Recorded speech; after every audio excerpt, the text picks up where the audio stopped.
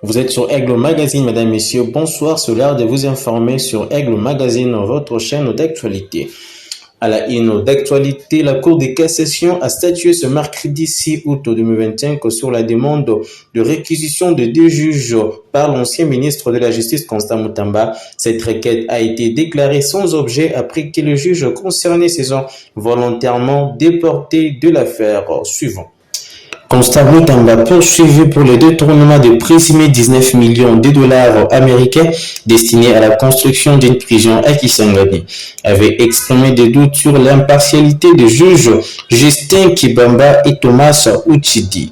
Dans un document adressé au greffier, l'ancien ministre a mis en avant une partialité remarquée et un intérêt personnel de ces deux juges. Cependant, avant que la Chambre de la Cour de cassation ne rende son avant-dire droit sur la recevabilité de cette demande de réquisition, les deux juges se sont retirés de leur propre chef. Leur report volontaire a donc rendu cette demande sans objet. Cette étape étant franchie, la Cour de cassation peut désormais continuer l'instruction du dossier. De nouveaux juges sont désignés pour remplacer les juges déportés. L'audience a pu reprendre et le débat s'est concentré désormais sur l'audition des différents témoins.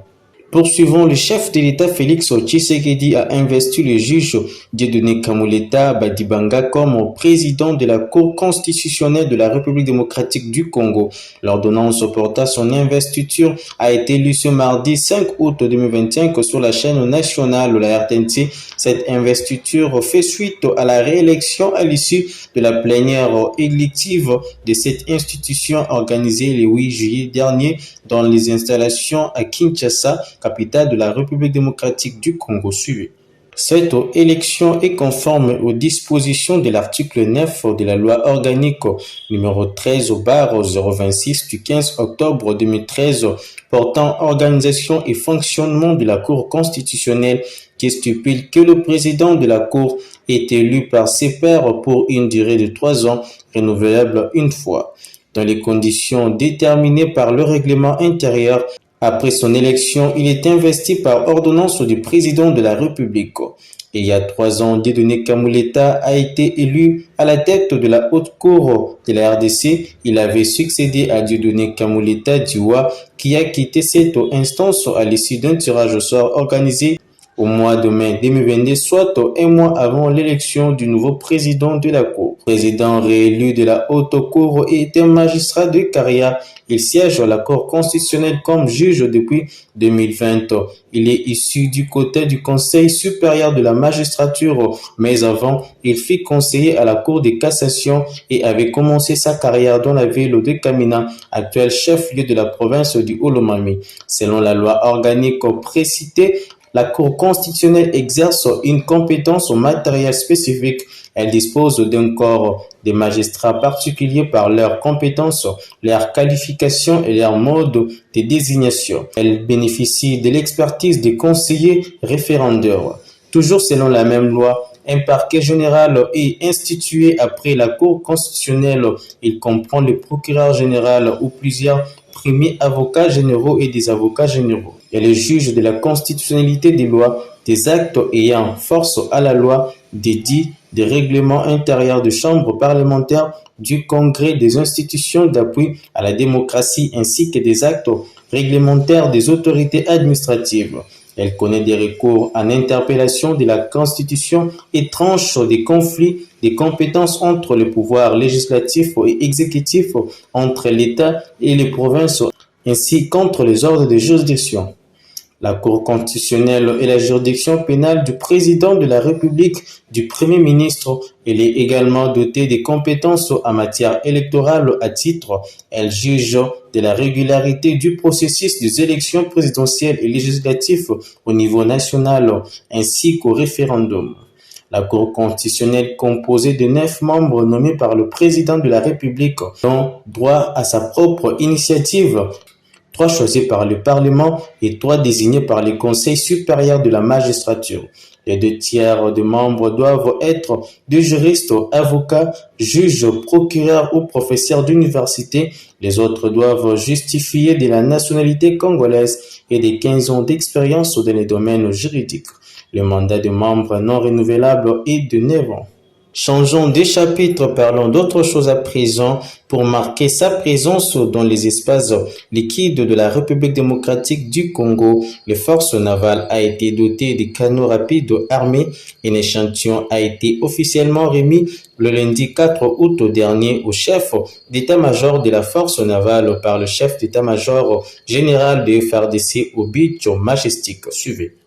Le lieutenant général Bonza Mwilambo Gilles, chef d'état-major général des forces armées de la République démocratique du Congo, a officiellement remis un canon rapide armé à la force navale. Cette unité flottante, la première d'un lot de plusieurs autres, est destinée à renforcer l'autorité de l'État à travers les différents cours d'eau de notre pays, particulièrement au pôle Malébo.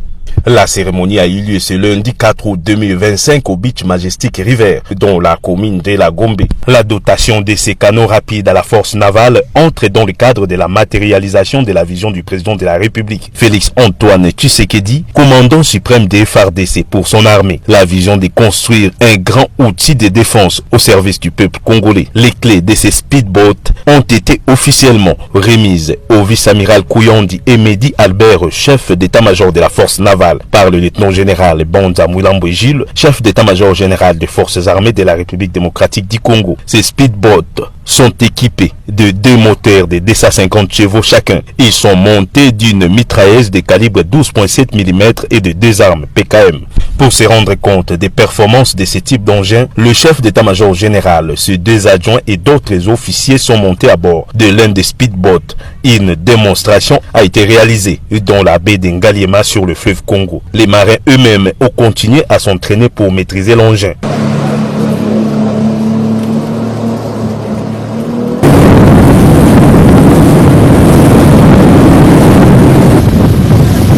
Pour l'amiral Kouyondi, ces canons rapides permettront d'accomplir les missions de l'autorité de l'État en mer. C'est une promesse du commandant suprême parmi tant d'autres qui doivent arriver. C'est aussi pour marquer pour notre visibilité sur nos espaces liquides et aussi tout marquer, faire une permanence sur zone.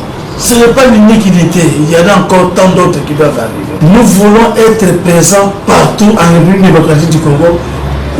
Poursuivons depuis le dimanche 3 août dernier, plus de 17 000 ménages de déplacés et des personnes vulnérables reçoivent une aide alimentaire du Programme alimentaire mondial répartie sur 6 sites à travers la ville de Beni au Nord Kivu. Cette opération s'accompagne de l'enregistrement biométrique de bénéficiaires sur la plateforme SECOP du PAM afin d'optimiser leur prise en charge lors de prochaines distributions. Suivez. L'identification et la remise de vivres sont assurées par l'organisation locale Cap Tutijegem, partenaire du PAM selon son responsable des opérations d'enregistrement des 7121 ménages déplacés ayant fui l'insécurité qui sévit depuis 6 mois dans les territoires de Beni ont été recensés. En plus d'autres personnes vulnérables établies. L'aide consiste à des rations, des haricots, des farines de maïs et d'huile végétale distribuées au stade Inga de Mavivi où les bénéficiaires affluent chaque jour. Cette première phase de distribution s'achèvera ce jeudi. Une session spéciale sera ensuite organisée pour les bénéficiaires résidant dans des zones éloignées afin de garantir une couverture inclusive. Parlons de la santé à présent. La République démocratique du Congo vient de recevoir un nouveau soutien d'État dans la lutte contre les impacts aux variole simiennes. Le gouvernement japonais a annoncé l'octroi d'une aide financière de 4,5 millions de dollars américains destinée à renforcer la riposte contre cette épidémie qui continue de sévir dans plusieurs régions du pays. La convention de ces partenariats a été signée ce lundi 4 août 2025 à Kinshasa entre le Japon et l'UNICEF en présence du ministre de la Santé publique, Hygiène et Prévention, le Dr Samuel Roger Kamba. Suivez. Ces financements permettra notamment d'améliorer la distribution des vaccins, la prise en charge médicale des patients, mais aussi la logistique liée à la conservation des vaccins grâce à l'acquisition de matériel comme des frigos, des véhicules Toyota Land Cruiser. Le Japon vient de faire encore un geste de plus de 4,2 millions de dollars pour permettre la distribution des vaccins, la prise en charge de malades et la nutrition des patients, a déclaré le ministre Samuel Roger Kamba, saluant une coopération bilatérale exemplaire. Il a rappelé qu'il y a quelques jours à peine, le Japon avait déjà remis à la RDC plus de 1,5 million de dollars de doses de vaccins contre l'Mpox qui pourraient être administrées aussi bien aux adultes qu'aux enfants. Présent à la cérémonie, l'ambassadeur du Japon en République démocratique du Congo, Ogawa, a réaffirmé l'engagement de son pays aux côtés du gouvernement congolais. Nous sommes toujours prêts à accompagner tous les efforts du gouvernement pour contrôler l'épidémie et améliorer le bien-être de la population, surtout les plus vulnérables comme les enfants et les personnes âgées, a-t-il souligné. La diplomatie japonaise a insisté sur la volonté de Tokyo d'appuyer l'amélioration de la logistique vaccinale, y compris la chaîne de froid et les transports vers les zones enclavées. Le Japon n'est pas à sa première initiative en RDC dans les domaines de la santé. Son appui constant témoigne de l'importance croissante des partenariats bilatéraux et multilatéraux dans la lutte contre les épidémies. Outre le Japon, plusieurs autres partenaires techniques et financiers accompagnent également la RDC dans ses efforts pour contenir les flambées épidémiques dans l'Mpox, chacun à la mesure de ses moyens. Changeons de chapitre, parlons à présent de l'éducation. Le ministère de l'Éducation nationale et Nouvelle Citoyenneté a dénoncé ce lundi 4 août 2025 une campagne de désinformation autour des résultats de l'examen d'État édition 2025 rendu public plus tôt que les années précédentes. Dans un communiqué de la direction de gestion des communications parvenu à notre rédaction, le ministère rejette fermement les accusations de faux résultats et des corrections bâclées contre la ministre Raissa Malo qui chercherait à impressionner l'opinion. Suivez. D'après les documents, cette correction et cette publication rapide ont été rendues possibles grâce à des innovations technologiques, notamment l'usage de l'intelligence artificielle. Les copies des candidats ont été numérisées à l'aide des scanners performants capables de traiter jusqu'à 160 items par minute contre seulement 16 dans le passé. Cette avancée a permis d'accélérer les opérations tout en garantissant l'objectivité et la qualité de la notation selon les ministres. Des centres de correction décentralisés et les e-diplômes en plus. Le ministère signale aussi la décentralisation des centres de correction. Le ministère signale aussi la décentralisation des centres de correction comme un choix stratégique pour assurer l'équité et la transparence de la correction et l'évaluation. Autre nouveauté, le lancement du diplôme électronique qui vise à simplifier l'accès aux attestations pour les lauréats. L'Inspection générale a annoncé également que la publication des examens se poursuivre à travers le pays à ce jour. Les provinces de Kinshasa, Moamba et Kasaï oriental 1 connaissent déjà leurs meilleurs lauréats. Pour rappel, plus d'1 million de finalistes ont pris part à l'examen d'État 2025. Une session que les ministères qualifient de rupture avec les anciennes pratiques et marquée par l'innovation, la rigueur et la transparence.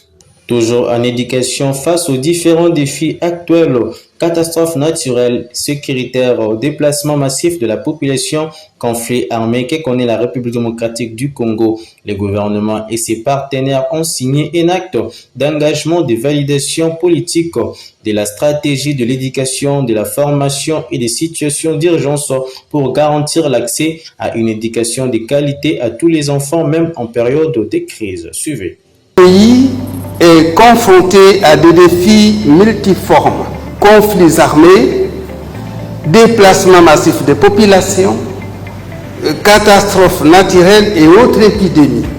Ces réalités perturbent gravement le droit fondamental à l'éducation et la formation pour des milliers d'enfants, jeunes et adultes. Face à cette urgence permanente, le gouvernement de la République, avec l'appui de ses partenaires, a initié un processus rigoureux, participatif et multisectoriel et consensuel, qui nous a conduit aujourd'hui à l'étape importante de validation politique de la stratégie de l'éducation et de la formation en situation d'urgence. La cérémonie à laquelle nous venons d'assister ou de participer concernait la validation politique de la stratégie de l'éducation et de la formation en situation d'urgence. Cette stratégie est une réponse aux différentes crises que connaît notre pays malheureusement et qui font qu'effectivement les apprentissages sont chaque fois interrompus. Ces crises, c'est lesquelles? C'est des crises d'ordre sanitaire, c'est des crises d'ordre climatique, c'est des conflits armés, c'est des crises, ce sont des catastrophes naturelles, tous ces événements qui font qu'à un moment donné, le personnel enseignant. Enfin, un mot de sport dans ce journal après la défaite de Léopard A' de la RDC d'un but à 0 lors de la première journée du championnat d'Afrique des Nations CHAN 2025 face au Kenya, l'un des pays organisateurs.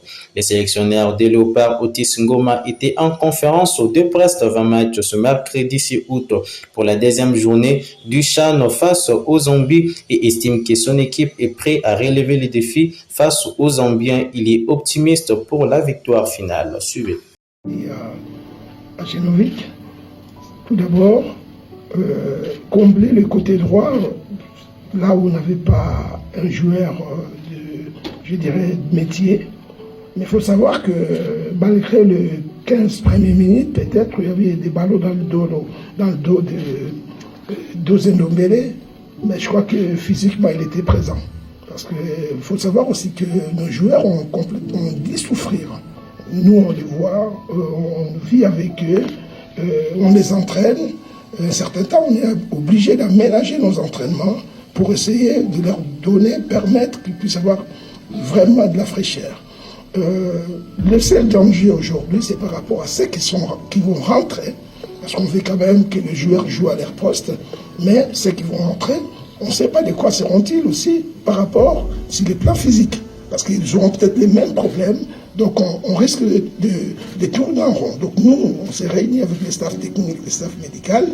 Et hier, on a fait des évaluations avant-hier pour voir quels sont les joueurs qui peuvent nous apporter un plus sur ces domaines-là. Parce qu'il faut savoir que c'est le football de très haut niveau. Et le football de très haut niveau, pour réussir, il faut tout d'abord être physiquement prêt au niveau de l'endurance et au niveau de la résistance. Et c'est cette partie-là qui nous fait un petit peu défaut.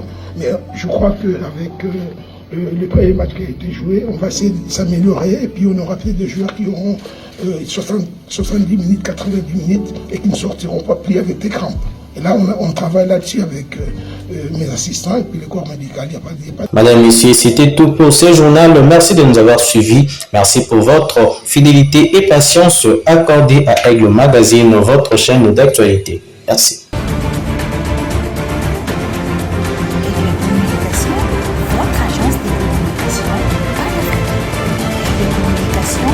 Votre agence de communication panafricaine.